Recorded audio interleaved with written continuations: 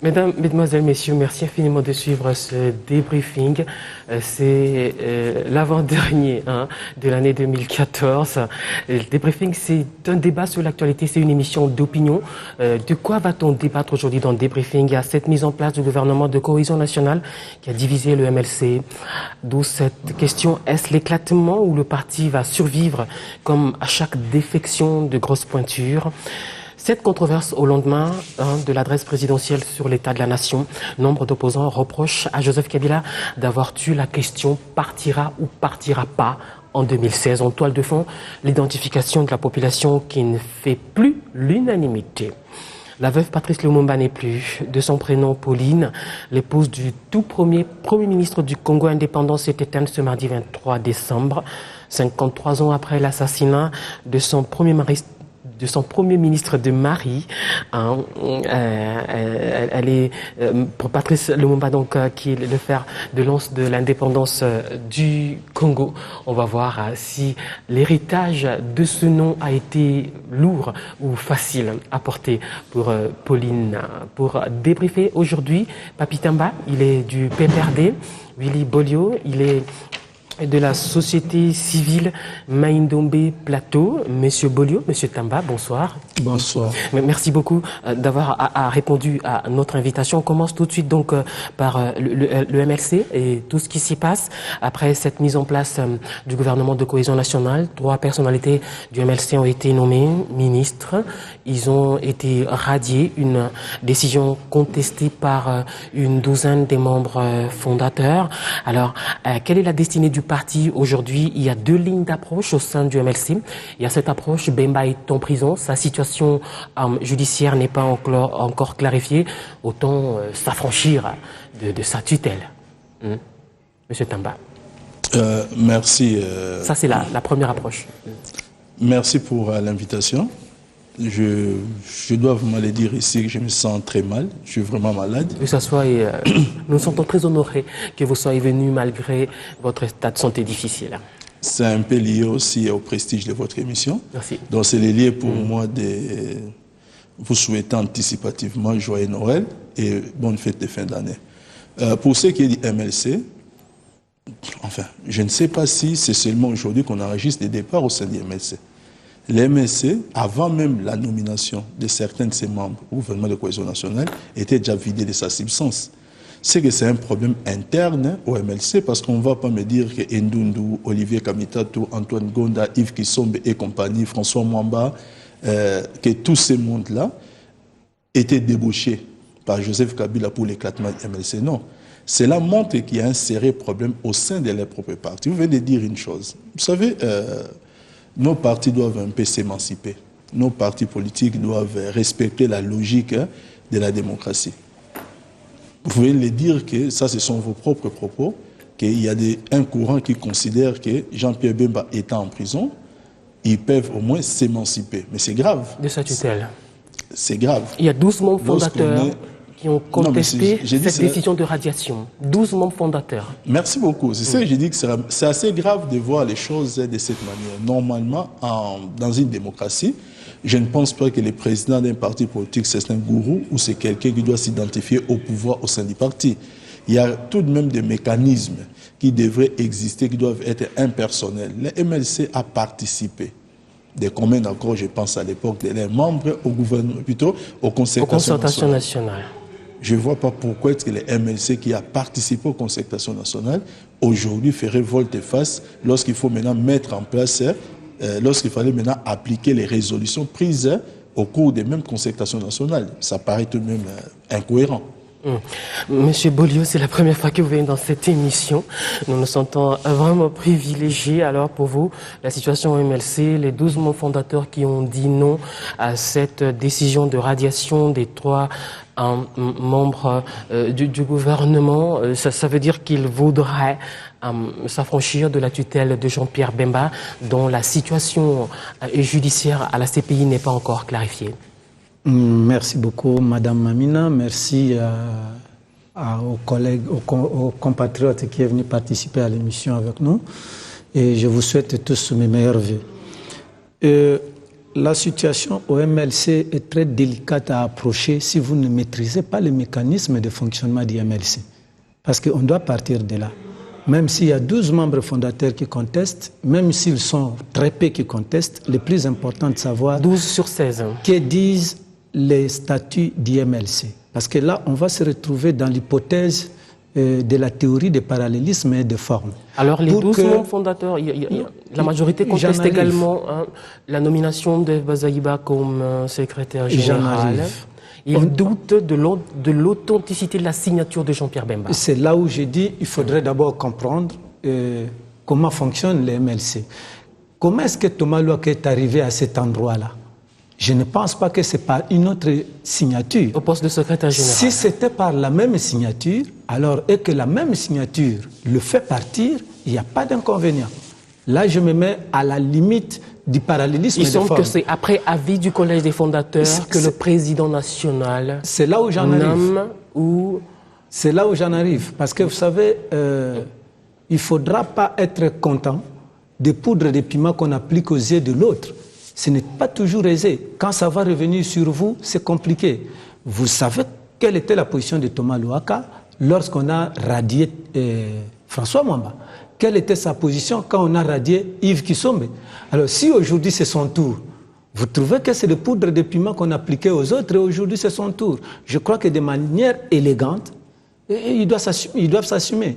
Parce qu'au Congo, nous avons vécu ça. Ce n'est pas seulement aujourd'hui, à moins que ce soit quelqu'un qui vient à peine de naître.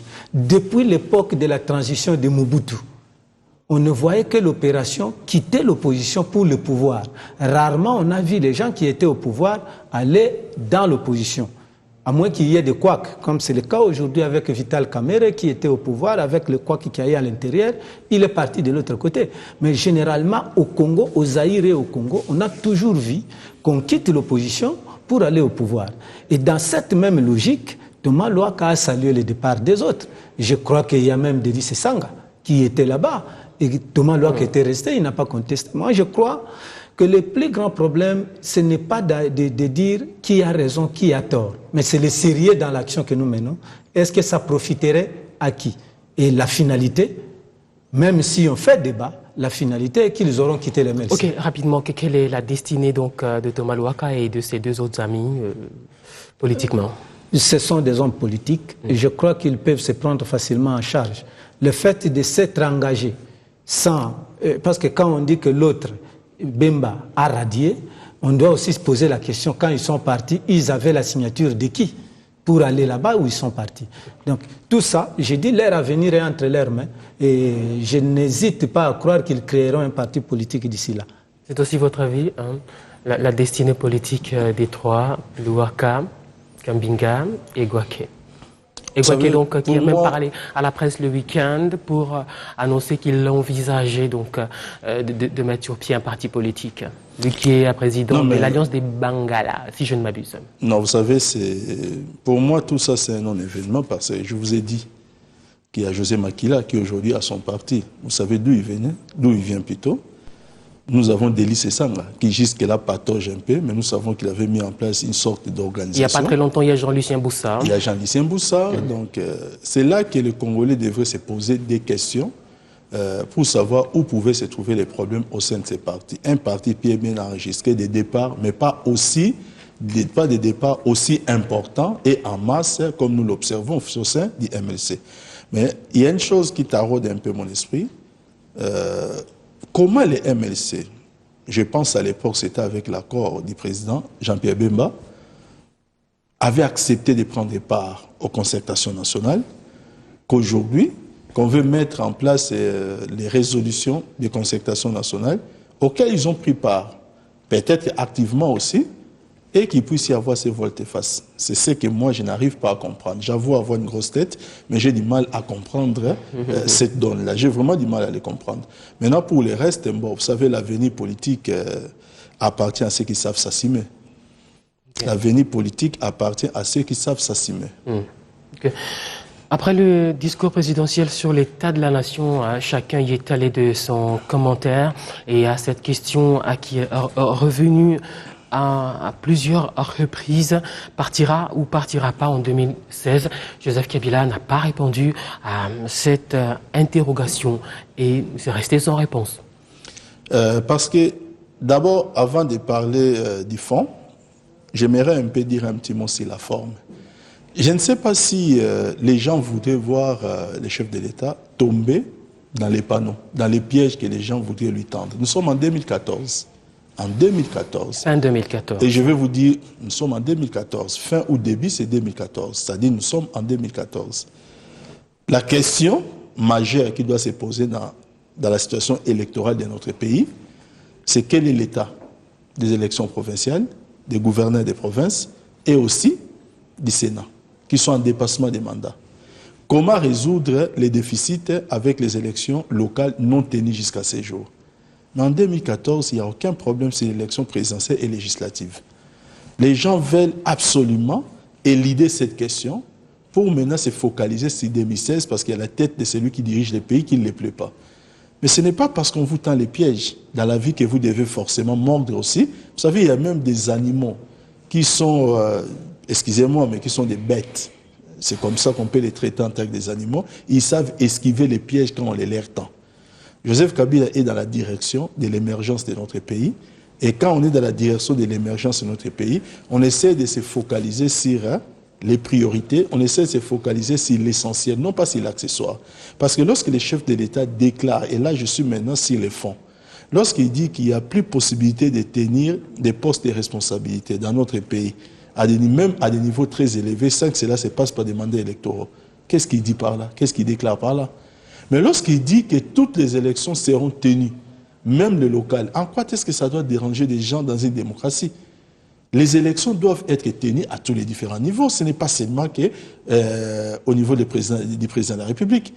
Nous, aujourd'hui, au moment où nous avons un Sénat qui est en dépassement des mandats. Ok, vous l'avez déjà dit.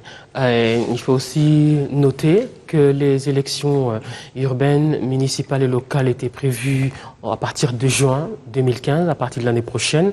Et normalement, le dépôt des listes des candidats devait se faire le 10 décembre dernier. Ça n'a pas été le cas. Ça veut dire que les préalables ne sont pas encore totalement réunis. Nous créons nous-mêmes des blocages à répétition. Les préalables n'étaient pas compliqués. Les préalables, c'était quoi? C'était que la CENI a proposé, pour question de temps et pour question de budget, que cela se fasse au scrutin indirect. C'est ce que la CENI a proposé. Et je pense que les deux parlements, c'est-à-dire les parlements ainsi que le Sénat, devraient, même en cette matière, ce n'était pas le Parlement, c'était le gouvernement. C'était le 9 juin 2015, avant le départ du Parlement en vacances, qui s'était saisi du dossier en Conseil des ministres pour proposer la révision de la constitutionnelle, en fait de suivre les pas de cette configuration que la CENI avait proposée. Vous savez vous-même, depuis la rentrée parlementaire, dans quelle direction on nous a menés. Et c'est ça un peu le drame que nous déplorons dans notre pays. À chaque fois qu'on veut vider le déficit des élections locales, urbaines, chaque fois il y a toujours des prétextes pour créer des blocages. Mais que les Congolais les sachent, il n'y a pas qu'une élection présidentielle dans un État comme le nôtre. Il y a plusieurs élections. Maintenant, aujourd'hui, au moment où nous parlons, franchement, qu'est-ce que les Congolais voudraient que nous puissions au moins faire? C'est-à-dire nous focaliser sur l'élection du président de la République en sacrifiant les autres élections, où nous devons, comme l'a dit le chef de l'État, tenir les élections à tous les différents niveaux, pour être maintenant en bonne ligne droite avec les chemins de la démocratie. Okay. Willy Bolio. Oui, merci. Si les gens s'interrogent sur la question partira pas, c'est vrai. Il y a comme une obsession. Il y a comme une obsession. C'est un peu tôt pour moi. Ça dit quoi? C'est comme si on est en train de pousser Joseph Kabila à revenir aux élections en 2016. La Constitution dit que le chef de l'État est élu pour 2 mandats. Il ne va pas dépasser. Pourquoi est-on pressé à le pousser à dire qu'il ne sera pas là? Donc c'est une façon de dire, on est en train de forcer une porte qui vous est déjà ouverte. Pour moi, je ne trouve même pas un débat là-dessus. Mais là où il y a un problème, c'est là où le compatriote est en train de déplorer qu'au Parlement, on a présenté la situation et que les gens ne sont pas à mesure de voter cette loi-là, ainsi de suite. Mais qui est majoritaire là-bas? Je crois que c'est le président Kabila qui est majoritaire.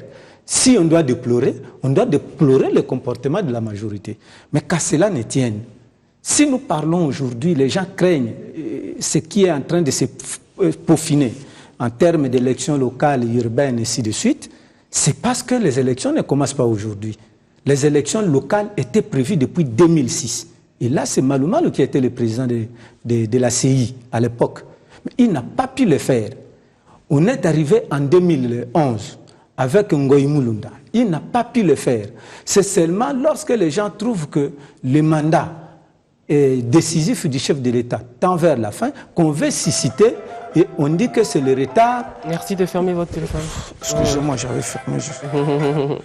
C'est juste lorsque les gens sont en train de constater qu'il y a la fin du mandat du chef de l'État qu'on veut prolonger. Parce que la conséquence, c'est quoi? Si on va rentrer sur les élections locales, urbaines et ainsi de suite, on va avoir la prolongation sur le mandat. Ça va être laborieux, ça va être long. Alors, ça risque d'être compliqué. Oui. Alors, et ça va retarder le calendrier. Ce que nous souhaiterions, comme on a déjà connu ces retards, nous disons, on ne bâtit pas la maison contre les pluies qui sont déjà tombées.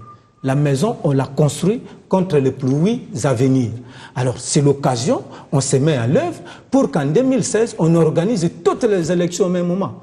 Au lieu de créer des préalables qui risquent de bloquer la machine, et dans l'entretemps, ça risque de compliquer la vie des Congolais. Okay. C'est ce qu'on ne souhaite pas. D'accord. Monsieur Tamba. Je suis en face d'un schéma où on nous dit que nous allons attendre, nous allons donner 4 ans d'une situation illégitime, mais qu'on va formaliser comme légitime à un Sénat, au gouverneur des provinces, gratos, seulement parce qu'en 2016, on craint que si on n'organise pas les élections de cette manière, Joseph Kabila... On craint un terme qui est très à la mode, un glissement de calendrier. On craint un glissement. Mais, madame, au moment où nous parlons... Pour des raisons fallacieuses. Dans le moment où nous parlons, je pense que nous devons plus être dérangés par la prolongation de ce qui existe déjà.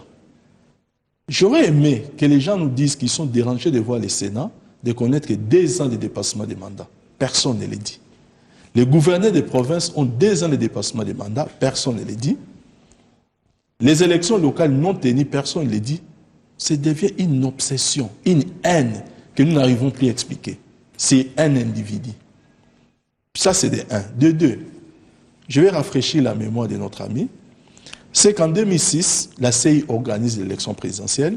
2007, la CI organise les élections présidentielles. 2007, l'année qui a suivi, ils ont organisé les élections des assemblées provinciales, des gouverneurs des provinces et du Sénat. Les processus étaient en marche et il était prévu 2008 d'organiser les élections au niveau local. Il y a eu un coup d'arrêt. Un coup d'arrêt parce que la tête de Malou Malou était réclamée et il fallait passer la CI à la CENI. Et nous avons fait 18 mois. Ou même la loi électorale au niveau du Parlement, à l'époque, c'était M. Kamel Lokanini Vital, on n'était même pas en mesure de trouver la solution par rapport même à la notion de la proportionnalité. C'est-à-dire, il fallait, à l'époque, on avait proposé 5 membres dans le bureau de CENI, de la majorité contre de l'opposition. Lorsque le CG Bochab est arrivé et qu'il a ramené cela de 4-3 pour créer l'équilibre et que la loi était mise en place, l'installation du nouveau bureau de la CENI, nous étions déjà au mois de mars 2011. Il restait 8 mois. Ngoï Mulunda a fait le tour de tous les différents partis politiques pour leur demander de suivre les schémas là où ils s'étaient arrêtés en 2008. Les gens ont dit niet, parce qu'eux, ils s'en foutent de tout. Ce qui les intéresse, c'est la tête de Joseph Kabila. Ils ont dit non, nous, au 6 décembre, à minuit, s'il n'y a pas élection, nous considérons Joseph Kabila comme étant illégitime. Je veux dire que la CENI, à l'époque, a un peu cédé aux caprices de l'opposition. En 8 mois, ils ont fait les choses comme ils pouvaient les faire. On organise l'élection présidentielle, la tête de Ngoï Mulunda aussi réclamée. Blocage jusqu'à ce que la nouvelle CENI va être mise en place en 2013, vers fin 2013. En quoi est-ce que peut-on attribuer cette responsabilité et à Malmo et à Ngoï Mulunda lorsque nous-mêmes nous créons les situations de blocage? Moi, je vais seulement dire aux amis, vous savez, madame, j'ai longtemps vécu en France dans ma vie. Encore aujourd'hui, il y a des opposants qui contestent l'abbé Malou Malou comme voilà, nous sommes toujours dans ce schéma de électorale. contestation à répétition et qui bloque l'avancement et la démocratie. Mais je vais vous dire une chose, si vous allez en France, on vous dira que l'élection des conseils municipaux qui vont élire les maires se font du 40e au 40e, vous le savez. Vous savez que l'élection, par exemple, des conseillers régionaux se font du 40e au 40e. des assemblées, plutôt du Parlement, du président de la République, parce qu'il y a plusieurs étages. Ici en RDC, nous devons aussi avoir nos différents étages, c'est-à-dire nous savons que nous organisons une élection municipale, par exemple, ce qui ira de 2016, je donne un exemple de 2015 à 2021, de 2017 à tel, nous avons telle élection, nous formalisons les cycles électoraux. Cela permettrait à ce que nous ne puissions plus avoir des problèmes de calendrier comme c'est le cas aujourd'hui. Mais nous ne pouvons pas, et ça c'est inadmissible et c'est inacceptable, de voir que les gens craignent un glissement qui n'existe pas, mais tolèrent un glissement qui existe. La tête de Joseph Kabila, même quand il laisse la barbe, son visage reste beau. Je ne vois pas pourquoi est-ce que sa tête doit continuer à faire peur, ou bien pourquoi est-ce que certaines personnes, quand ils voient sa tête, ils ont presque de la nausée. Pour qu'il résume la situation électorale à la tête de Joseph Kabila. Aujourd'hui, quand il faut voir le président Kengo, il faut voir, je vais saluer au passage l'arrivée du gouverneur Moïse Katumbi, qui est rentré aujourd'hui, mais ils vont voir sa tête, ça ne posera pas de problème, ainsi que de tous les gouverneurs des provinces. Ils vont voir toutes les assemblées provinciales qui sont en dépassement des mandats, ça ne posera pas de problème, mais ça pose des problèmes à celui-là qui n'est pas en dépassement des mandats. Okay. Comprenez quelque chose. Okay. L'un des préalables donc, à ces élections locales et présidentielles, c'est le recensement de la population. Le NIP a été mis en place pour ce faire, et déjà, dès la naissance, le NIP est très contesté. Comment ça va se passer? Mais madame, avant qu'on parle de l'UNIP, il fallait que j'ajoute quand même un petit élément sur ce que le compatriote a dit. Il n'est pas dit que parce qu'il y a les dépassements du côté des gouverneurs et les autres que la population en est contente. Qui organise? N'est-ce pas le pouvoir organisateur? Et qui est le pouvoir organisateur? C'est cette majorité. Ce n'est pas parce que la tuberculose est mauvaise que les gens doivent embrasser le sida. Ce n'est pas parce qu'on a accepté ce mauvais dépassement qu'on doit accepter encore un autre. Comme, et là, on va tendre. Pour lui, c'est entre, oui, ça dit, c'est comme si les gens, deux mots, on choisit le moindre. On ne doit pas choisir un mal lorsqu'il y a deux mots. Je vous ai dit, ce n'est pas parce que la tuberculose est mauvaise qu'il faut adopter soit la trypanosomiase. Nous sommes humains, nous comprenons tous ce qui se passe. On ne se cache pas derrière les doigts. Vous voyez la réalité de ce qui se passe au Congo actuellement. Quand le compatriote est en train d'évoquer les cas où on n'a pas organisé l'élection, il veut mettre ça sur le dos de qui? Mais c'est le gouvernement qui doit le faire. Et si le gouvernement est incapable de le faire, va-t-on demander à la population, est-ce que c'est une façon indirecte d'inviter la population d'aller chasser ces assemblées? Je ne crois pas. Le plus important est qu'on respecte la Constitution. Et la première personne qui est le garant de cette Constitution, c'est le président Kabila. Moi, je pense qu'on ne peut pas vouloir dire que ce qu'il fait est bon. On doit reconnaître que le gouvernement a échoué sur ce point-là. Et c'est comme ça que les gens, un homme déjà mordu par un serpent a peur même du passage du lézard. Étant donné que les gens ont vu les dépassements organisés par ce gouvernement, pour laisser tous les gouverneurs, pour laisser les assemblées provinciales, pour laisser le Sénat, les gens se disent, ah voilà, on veut nous ramener sur cette logique pour dire, on laisse aussi les chefs de l'État continuer. Et là, on glisse vers la dictature. Donc, sur ce point-là, je crois qu'il n'y aura pas d'équivoque. La réalité est celle-là. Le gouvernement doit se prendre en charge. Mais en ce qui concerne votre question sur l'ONU, c'est toujours intéressant. Il faut identifier la population. Nous devons le faire. Encore là, il ne faudra pas qu'on crée une histoire pour justifier l'abus que les autres craignent. C'est ça le grand problème. Nous sommes d'accord avec l'organisation de l'identification de la population, et la population devrait être identifiée, mais seulement cela ne doit pas être un argument fondamental pour permettre à ce qu'on dépasse les mandats constitutionnels. Auquel cas, on doit se dire ceux qui dirigent sont incapables de respecter la Constitution et on tire les conséquences. Alors, l'identification de la population, un prétexte également. Laissez-moi un peu rafraîchir la mémoire à notre... Je crie comprendre qu'il est avocat, donc il sera à l'aise dans ce que je vais dire. Le gouvernement et la République n'organisent aucune élection en République démocratique du Congo. Aucune, cher monsieur. En 2012, quand devaient s'expirer les mandats des gouverneurs des provinces, il n'y avait pas de CENI. Il n'y en avait pas. Et je vais vous dire que sans la CENI installée, il n'y a pas d'élection en République démocratique du Congo. La CENI de Malumalo en 2012 était tombée. Ne parlons pas seulement avec émotion, seulement parce que nous avons quelqu'un à la tête de ces pays, qui peut-être, quand il vous regarde, peut-être ses yeux que je trouve très charmants vous font peur. Non. Moi, j'ai dit ceci, cher monsieur. Si nous voulons faire des choses pour faire avancer notre pays, faisons les choses froidement, soyons rationnels dans nos analyses, ça nous permettrait d'assainir le cycle électoral. Parce que lorsque le nouveau bureau de la CENI a été installé, c'était en 2013, vers fin 2013, c'est alors que la CENI est arrivé avec la proposition d'accélérer les processus pour rattraper les temps perdus en proposant notamment ce que nous appelons les scrutins indirects. Les scrutins indirects, c'est une réponse pour que nous puissions organiser les autres élections à temps. Quelle est cette supercherie de vendre un autre discours au peuple congolais? Vous voulez me dire ici, et vous peut-être vous serez responsable de vos propos, que le gouvernement de la République pouvait organiser en 2012 les élections en l'absence d'une institution, la CENI. Et vous savez de quelle manière la CENI Ngoïmoulunda est partie et la CENI Malumalu. Pour ce qui est de l'ONIP, moi je pense, en ce qui me concerne, que les gens ne peuvent pas dire une chose et c'est de dire. L'opposition, dans sa large majorité, déjà en 2011, avait même souhaité l'identification de la population. Et depuis notre indépendance, les débats, permettez-moi la tautologie, a fait débat dans plusieurs forums importants dans notre pays. Notamment, même pendant la conférence nationale souveraine, où on avait même installé toute une commission qu'on a appelée commission Van Mambweni, pour essayer un peu, je ne dirais pas tellement identifier, mais clarifier la situation sur la nationalité, afin de procéder, in fine, bien entendu, à l'identification des peuples congolais. Moi, je trouve que cette identification n'a rien que d'électoraliste. Limiter l'ONIP avec la situation électorale, c'est peut-être ne pas comprendre l'ossatique de l'ONIP, mais en même temps, c'est être à côté de la plaque. L'ONIP n'a pas pour vocation de dire que c'est une institution qui vient appuyer les élections.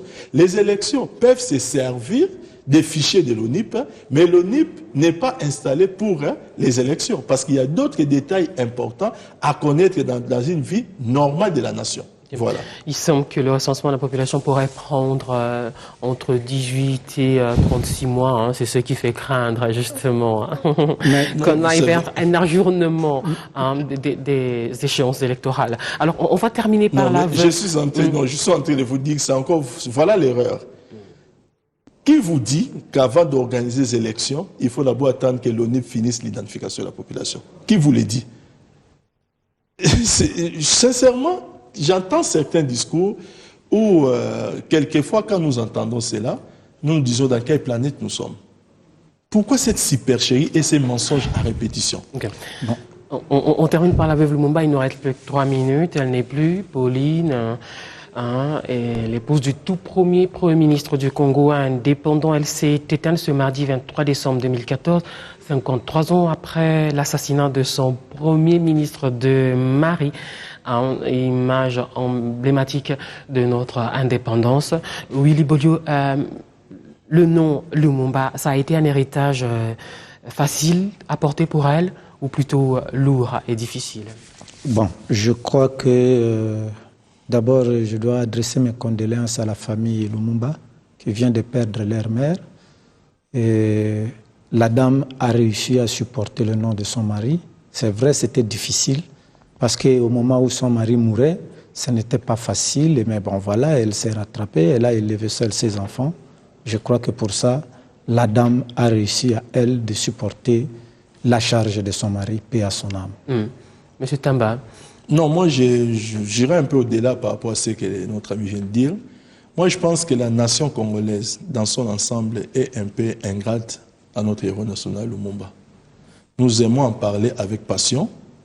Mais je crois que lorsque une dame pouvait vivre les calvaires de voir un Belge, elle qui n'a jamais vu les cimetières de son mari, mais sortir une dent pour montrer que c'était la dent de son mari, et que cette personne-là est morte parce qu'elle avait une grande passion pour le Congo.